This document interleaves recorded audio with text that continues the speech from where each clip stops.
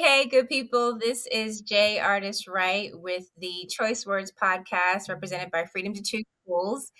And we are into season 2 of our Choice Word podcast, and really excited for this next season with tons of new guests. Today's episode is about new schools, expanding choice, and what does culturally affirming schools mean, or what does it look like? And I am so excited to be joined by the illustrious Ms. P. Wilson, who is the founder of B Academy for Girls in Nashville, Tennessee. Hey, T, thanks for joining us. Hey, thank you. I never had that kind of introduction before. That's perfect. With the pop of color and the shades and all that stuff, I just felt like it just fit. So we're just gonna go with it. So I want to just jump right in because I'm really excited to talk to you. I got a chance to meet you a couple of months ago, because in addition to the work that you do, you're also a McLeod Society fellow alum. Yes, And, absolutely. and shout out to that work, because the McLeod Society Fellowship is actually now going to be housed under the Freedom to Choose school. So I'm super excited about that as well. Excited about that. Yeah. Shout out to Denisha Allen for all of her work with Black Minds Matter, and just really excited to continue to just be in collaboration and community with such good people. Um, Right. Y'all got yeah, to have an alumni network too now. yeah, yeah. Big time, big time. Yep. So Yeah. T, you founded B Academy for Girls, which is a culturally responsive, STEAM-based school in Nashville, Tennessee. Yes. Um, Tell the world, tell our listeners, who are you, and how did this all come about? Yeah, so B Academy was born out of some of my own personal experiences in education.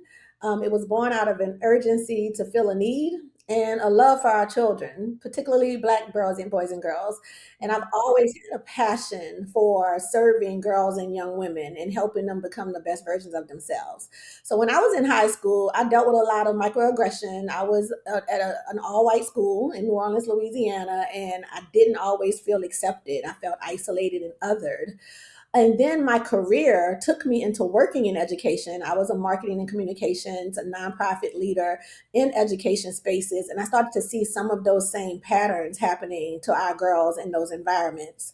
I saw girls that were brilliant being underestimated, over disciplined, and just not seen in those environments.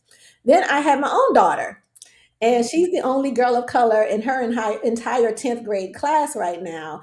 And she came home one day and said, I don't want to wear braids anymore because they keep asking about my hair. They're touching my hair. And it triggered me because it felt like this is what I went to 32 years ago. Nothing's really changed.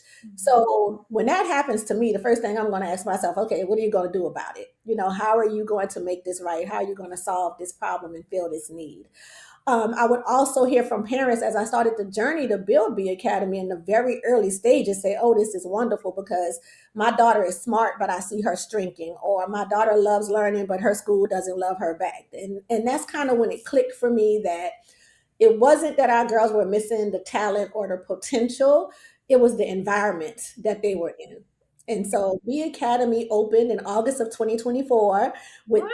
13 girls. Yes, with 13 girls, but in one year we tripled our enrollment. So this year we have 40 girls. Mhm. We have a waiting list right now of about 20 families. Next year we're accepting another 30 girls, so we'll tap out at about 65 next year. But we were built to be a place where girls are not simply surviving school, but they're thriving in it, where their identity is not something that has to be managed or minimized. It actually fuels their learning more. And so for me, it's a dream come true. It's something that I've wanted to do since I was a teenager myself. And so to see that dream manifest into something real, like every day I come here like, oh my God, girl, you actually got a school. It's an amazing feeling. Yeah, that is an amazing feeling. Congratulations to you for that. That in itself is just so inspiring that you actually took that leap of faith, trusted yourself, and said, "I'm gonna go for it." So, Yeah. yeah, so you okay? You went to? Did you go? Now, was your school a private school? Yes, it was Cabrini High in New Orleans, Louisiana. Yeah, Okay, so you went to private school and you felt that sense of othered, and that kind of is probably where the spark started. it is. Yes, I went to school one day and I had these beautiful corkscrew locks in my hair. And I got called to the office and I was told, hey, you can't come back to school until you take your hair down. And I was humiliated. And I felt like I told my mom on the way home that day, I'm like, I'm going to start my own school. And this is not going to happen to my girls. They're going to be able to be themselves and fully loved and embraced for who they are while learning that who they are aligns with everything they're learning in the classroom. I felt that for many years because had that teacher said, you know what, your hair is different. Let's study hair porosity. Let's study what makes your hair different from Valentina's hair, or let's look at the history and behind the legacy of braids and locks and cornrows. It would have validated me and it would have educated my classmates. And so that's why, for me, culture is like a center point at B Academy. Yeah, you just pretty much answered the second question I was going to ask you, but we'll go into a little bit more detail. I want to give a quick shout out to someone who's been my mentor for years. Her name is Holly Mitchell. She started the Legislative Crown Act, which was a legislative policy bill that came out of California that Yes. basically made it so that institutions, specifically educating in work environments, could not discriminate against people for wearing locks and braids. But I love the way you just described what should have happened. Yeah, so I had a reporter actually ask me, don't you think that that's kind of a petty reason to be upset or to have a dream to start a school because of hair? And I told him, I'm like, it's 32 years later and I'm still talking about it. So that just shows you how much trauma that situation caused me. It took me many, many, many years to get back to being okay with locking my hair again. Like I just did this 5 years ago, and that happened to me when I was 14. And so Right. what people want to understand is that making a child question their identity, it can stay with them. It changes the trajectory of the way that they see themselves. So it's not petty. It's very important that it gets to the foundation of why school choice is so important so that families can find environments where their child can be fully themselves.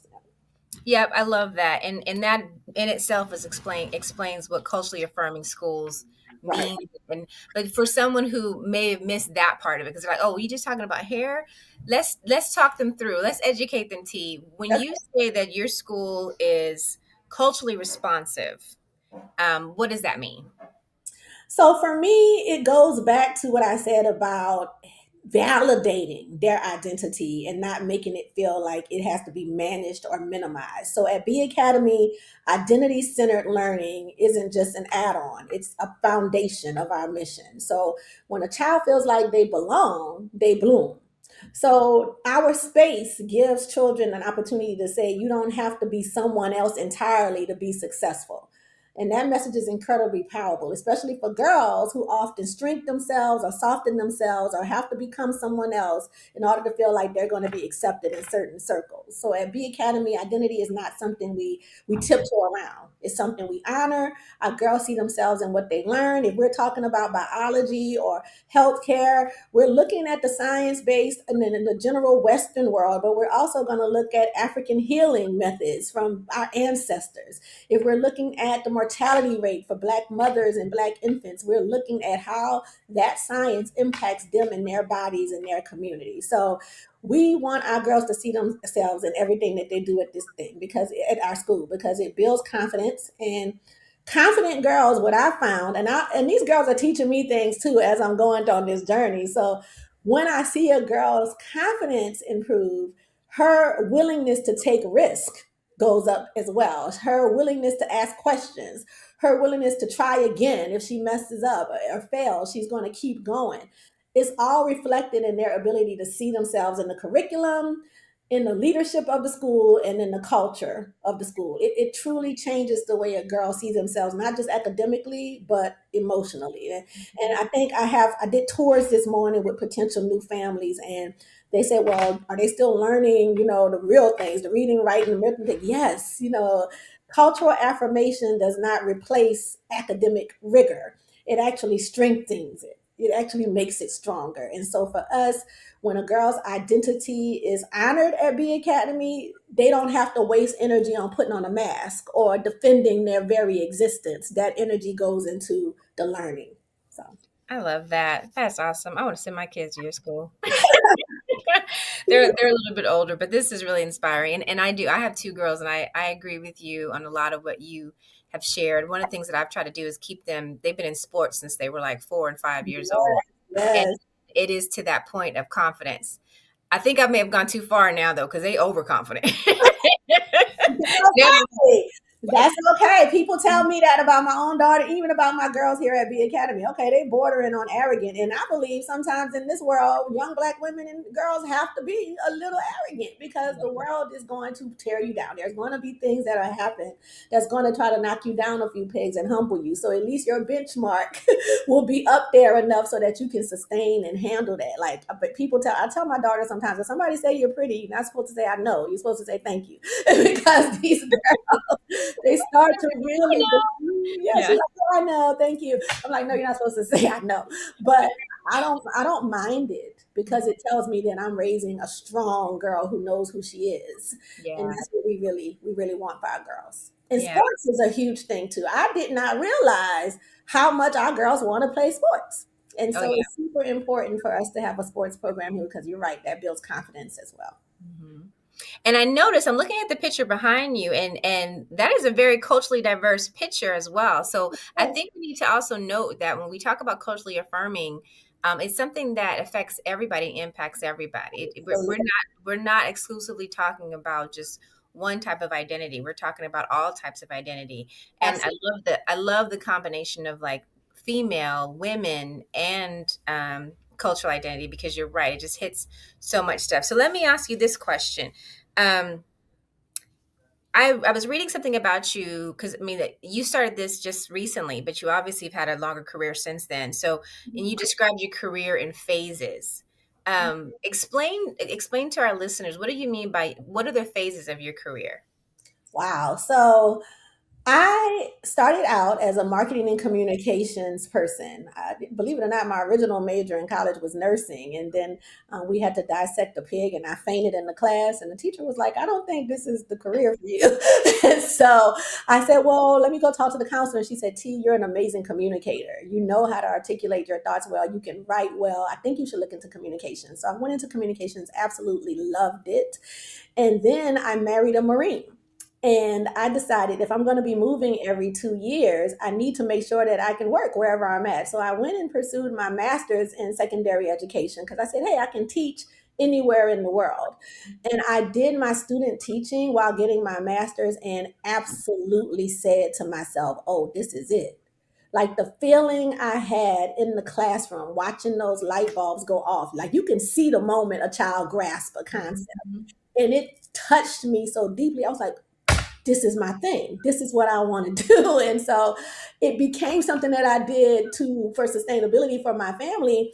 And then it turned into something I truly fell in love with in education. So my marketing and communications career actually took me into education after that. So I was able to do marketing communications, admissions, and administration for school districts, for community colleges, for universities, and that still gave me a bird's eye view of what was happening to our girls in those settings.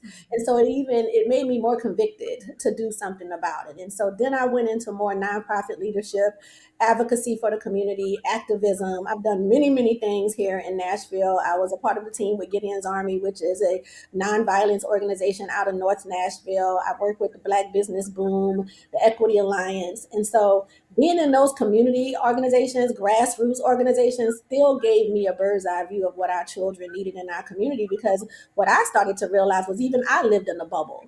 Like I lived in a bubble where I truly didn't know what other families were experiencing in their homes and in their schools. And so that really pushed me to do something different and bring a new school to Nashville. There hasn't been a new all girl school in Nashville in over 72 years.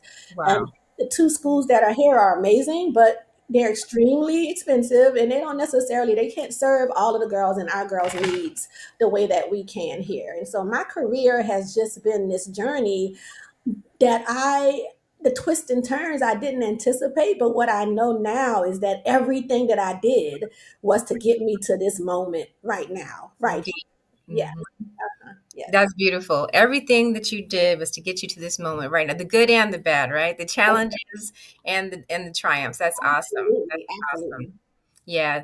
I'm again, I always get inspired when I have this opportunity to talk with leaders, and I find there's always this common thread that majority of the people that are on this podcast were once an educator. Mm. and they either left the classroom because they couldn't completely uh, bring all themselves to their work, or they were heartbroken by systems that just let them down, let their students down. But one thing that always just makes me smile is the energy. Like, I think that there's a teacher's heart in a lot of us, right? And that's that you named it. Like, when you see a child and that light bulb goes off and you see a child gets it, it does something to you. It's like a tickling, right? It's like it excites you. And I think that that's one of those um, like soft skills that we don't talk about enough in the education profession, because people go into to education for different reasons. But when you find a teacher that gets that little tickle, that remembers that feeling, like, Yeah. those are the transformational teachers. Those are the ones that are like, I'm gonna do something about this. Yes, and I see it every day, and I think I didn't realize that as I was creating a safe space for students, I was creating a safe space for our teachers too. Teachers that had gotten disillusioned with the state of the system that they were working in, Mhm. they lost the joy of teaching that we're talking about right now, and they have said to me, "OT, thank you so much for creating this space for us too." Because Mhm. now we can get back to the joy that we found in teaching and the reason why we really wanted to go into this profession in the first place. And so when you have new school models, and especially for African American teachers, and you create a space where they can have autonomy, where they can lead with heart, where they're not bowed down by a bunch of different red tapes, bureaucracy, politics, and systems, and they can truly get to the heart of what they want to do for students, it makes a difference even in the teacher. So Yeah, yeah. I can imagine the energy is just completely different when you walk into your school. Um, Yeah. I wanted to ask you a question about the STEAM based. What does STEAM based mean? Mhm. So science, technology, engineering, and math, that's typically STEM, but we add an A for STEAM, for the arts. So for me, there's a huge gap and a lot of disparities with women of color working in STEM fields. Not only do we not represent a large portion of that field, but we don't get paid what we should get paid in that field either. And I really want girls to know that they can do hard things. I talked to one of my students this week and I said, "Girl, you would be great as a doctor. You would be great in medical school." She was like, "Oh no, I have to remember too much stuff." I said, "You know every word to Glorilla. So you can definitely remember what you got to do in this medical school." Like they don't know. And she's like, "You're right, Miss T. Mhm. Yes, you can do it." So our girls have done things like go out to the airport and they had to manage the crisis management system and they had to pretend like there was a blizzard outside. How would they get the ice off the runway? How would they get the people off the plane? And the girls turned to me and say, "Wait a minute, this is a real job?" Yes. Yes, and it pays a lot of money. So yes, you Yeah. can do this. We Mhm. visited SRM concrete plant. The first thing, of course, is like, "Why are you taking us to a concrete plant, honey?" Because it's a lot of money to be made in concrete, and not many of us ever even consider it as a career. So there was a black woman that was managing that plant, and they saw the representation. They saw that this is something they can do. So for me, STEAM is very important because it allows our girls to explore opportunities that they never would have considered before. It helps bridge the gap and the disparities that women of color have in STEM right now. And the arts are self expression. Girls that can be creative and express themselves freely are more confident and actually do better academically. So that's why we chose a STEAM path. I love it. Now, does the B and the E stand for something? It stands for Beyond Excellence. So we are Beyond Excellence Academy, and my high school is being named in honor of my grandmother, Ali King. She only had an eighth grade education. She was my heart. I have a big picture of her in the hallway. She's the first thing you see when you walk into the school. And so the high school will be Ali King Academy at B. Mhm. I love that. So but you're year in and you already got big plans for high school and all those future stuff, I right? have high schoolers right now. I have ninth graders right now. And so we'll add a grade every year until we 5 through 12. Yeah. Okay, and so you've got 40 students. What is the grade So right range? now I have fifth through ninth grade. Fifth through ninth grade. Okay, all right. With the intention to grow to 12th grade. Are you gonna Are you thinking about K through 5 at all, or? It's so funny you asked that because I had a parent come to open house last night. She was like, I have a fourth grader. Can you add fourth grade? Can you add?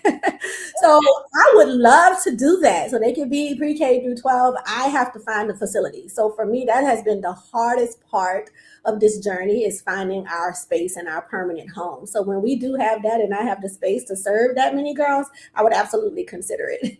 Okay. T, you must be reading my notes here because I was going to ask you, like, what are one of the hardest things that you've had to encounter? I think you just named it, facilities. That's one of the hardest things. If I had to name besides facilities, and that's just because of being priced out. Like my dream was to have the school in North Nashville.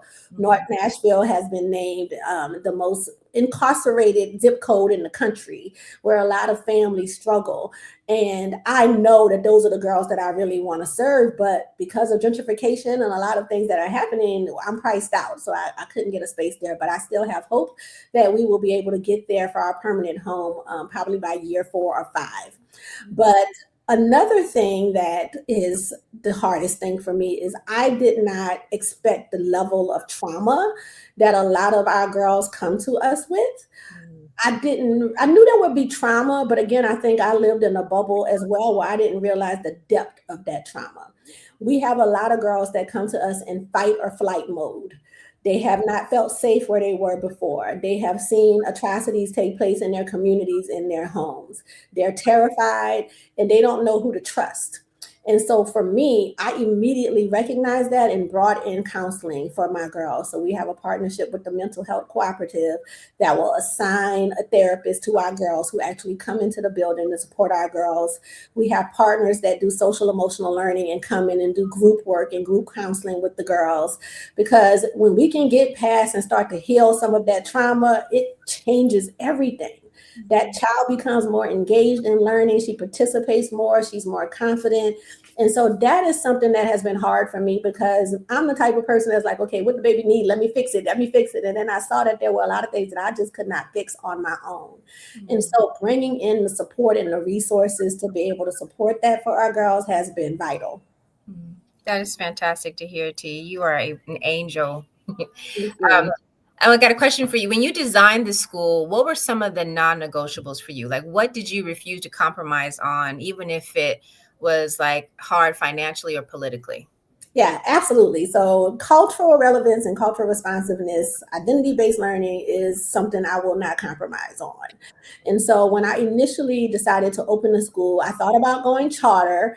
And a couple people said, hey, if you go charter, you might have to kind of water down the cultural aspects of what you're doing. And I said, well, I guess I'm not going charter. And so, it just was non negotiable for me. That would be the whole reason why I started the school. And it would just make me like every other school if I had to remove that. And so that was not something I was willing to compromise on. Academic rigor, like I said, I want our girls to know they can do hard things. So I don't pull any punches when it comes to making sure that our academics and our standards are up to par and that our girls are learning what they need to learn. I have a project-based momentum here where the girls are actually doing a lot of hands-on projects. I tell parents straight up that if your child is the type of child that just wants to read a book and take a test and keep it moving, then this is probably not the school for them.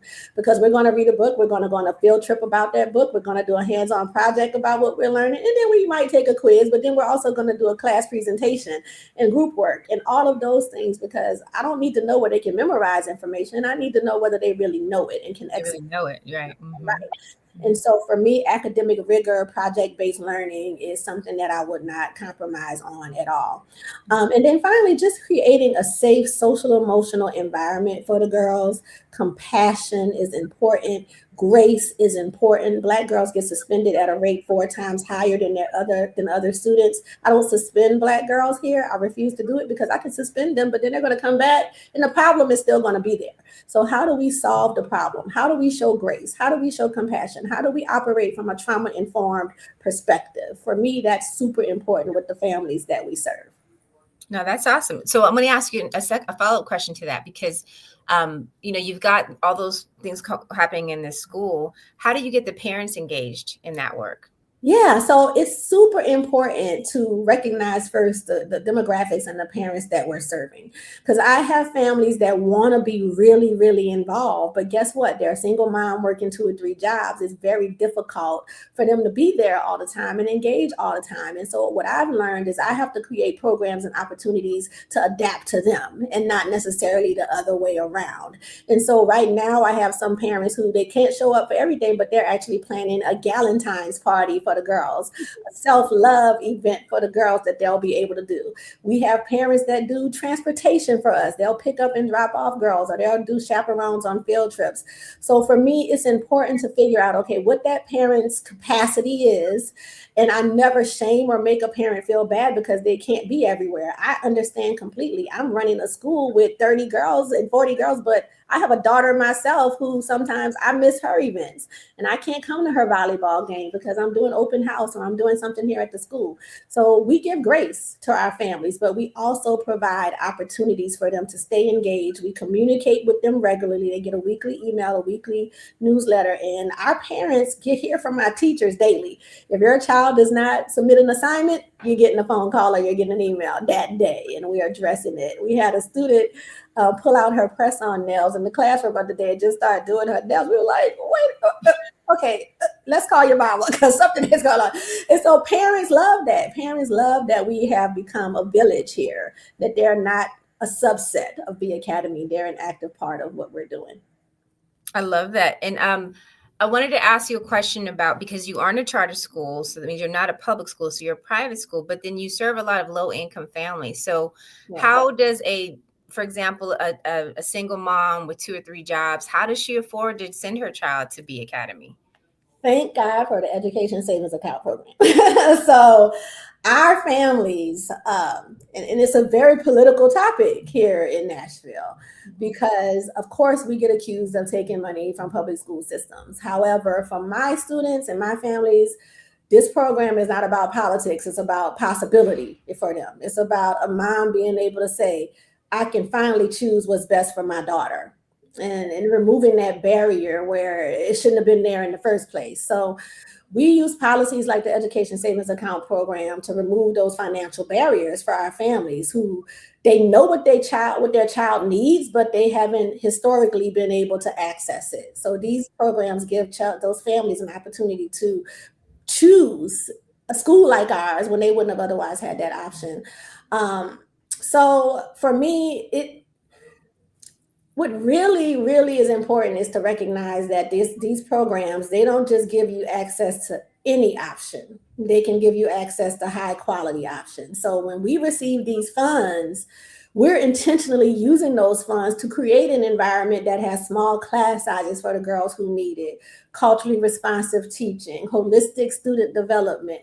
We're creating high quality educational environments with these funds for children who otherwise would not be able to get it. So I don't feel like these programs replace public education. I'm a strong public education advocate or charter school advocate because I'm an advocate for whatever works for that child. If that child is thriving at that public school, then that child should stay at that public school. But if that child is not succeeding there, then that child's family should have an opportunity to go to get what they need from another school. So I don't feel like it replaces public education. I feel like it expands the educational ecosystem in that city and in that environment. So that's how we're able to do that for our families. I love that. And so I wanted to make sure that our guests understand what we're saying here. So education savings account, ESAs, as people kind of exclusively know it. A lot of times it's been linked to vouchers, which has been linked to private school, privatizing education. And we have a lot of specifically teachers unions and public school advocates that think that that's just completely anti uh, anti-public education. So you just gave us some knowledge there that, it's not that, it's options. Another thing that is interesting is that there's a difference between parents having options and parents having agency. Mhm. What's the difference between parent options and parent agency in your mind? I think it's trusting a parent when she says, hey, I know my child. I know my child. Mhm. And too often families are made to feel like they should just be grateful for whatever is available to them, even when it's clearly not working for their child. And that creates a lot of guilt, a lot of fear, a lot of exhaustion for parents. And then people start to wonder why the parents aren't as engaged, where they feel beat down. They feel like they don't have agency or choice. And so real agency, it feels different. It feels empowering. It doesn't feel stressful. It means a parent can choose a school that aligns with their child's heart, their learning style, their identity, and money is not going to be the deciding factor of whether or not their child can have that. So for me, school choice has been theoretical, but agencies, that means that that parent is not limited by zip code, not by income, not by systems that weren't designed with them in mind. So for us, parental agency shows up in partnership. We listen to our families, we co-create solutions with our families, we respect that our families are making intentional, thoughtful decisions because they know their child. They're not just reacting to what's available to them. I think the final question I want to ask you is this. Okay, so your school is fairly new, and you've obviously been envisioning this school for almost 30 years now. What's the future? What does B Academy look like 5 years from now, 10 years from now? Oh my gosh. Don't make me cry. But yeah. It's interesting because up until this point, I've been afraid to think about that. I've been afraid to think big or think about the future because I'm like, well, I just got to see if I can make it right now. But now my leadership and my strength and my faith has evolved to where I am thinking about the future and I am thinking big. And so for me, I would like to scale B Academy, of course, here in Nashville so that we can potentially have 2 locations here. One definitely in the central city, but one more into the heart of the community that I want to serve in North Nashville. I also would love to expand to other cities. So I'm actually in talks with someone right now in Memphis to do a B Academy Memphis, hopefully by 2028. So in communities where I know that there's a gap and that our girls really, really need this support, I want to scale across this region to be able to do that within 10 years. I know it's a tall order and it's a big dream, but opening this school was a big dream and it happened. And so that's what I want to serve thousands of girls. I want to make sure that when my girls leave B Academy, they have a built-in network of sisterhood that they can lean on. When our girls graduate from B Academy, we are going to stay with them for up to 6 years after high school graduation with a mentor to make sure that they're navigating college and life and they still have the support that they need. So for me, this is my legacy. This is what I want people 50, 75 years from now to say, I made it because of B Academy, because Miss T had a vision, because B Academy was there. My family was able to break some of the cycles that we were in, and I became something I never knew I could become. And so for me, it is taking the small dream that I had and then helping it manifest into the big pie in the sky dream that I have for our school. Well, listen, I'm so glad that you were able to pull that off without crying because I'm a contagious crier. So when other people start crying, my little nose starts getting red and I start crying too. I had to hold it together. Got that together. And I will also say that is just so heartfelt and just it speaks exactly to who you are as a person, to be able to bring your whole heart to your work, to be able to bring your whole heart to your work in school environments where people are dealing with things like trauma and being erased and not being seen, and yet they have a reflection of someone who is like, I went through it, I don't want you to go through it, I'm gonna make sure you don't go through it. And this, I mean, that to me speaks volumes, and I praise you, and I am going to make sure that we do all that we can to support B Academy and continue to uplift it so that legacy, that we can manifest those dreams and that legacy of Ms. T. Wilson 70 years from now. Thank you so much. I truly appreciate it. It has been a journey, and I feel like now my eyes and my heart are open to say, you know what, it's possible. It's possible. And so with support from people like you and your organization and Denisha, McLeod, the Yaz Foundation, like it has truly just validated all of the hard work that I've been doing so far. So I'm hit, my heels are dug in for the long haul. So 10 toes down, as the kids say nowadays, right? Yes. Well, listen, I want to thank you. We have one final question for you, and this is something that we ask all of our guests. I'm sure our listeners can find a lot of pearls of wisdom from this podcast session. However, if you wanted to leave our listeners with some last words of encouragement or advice, what would be your choice words for them? Go where the love is. Go where the love is.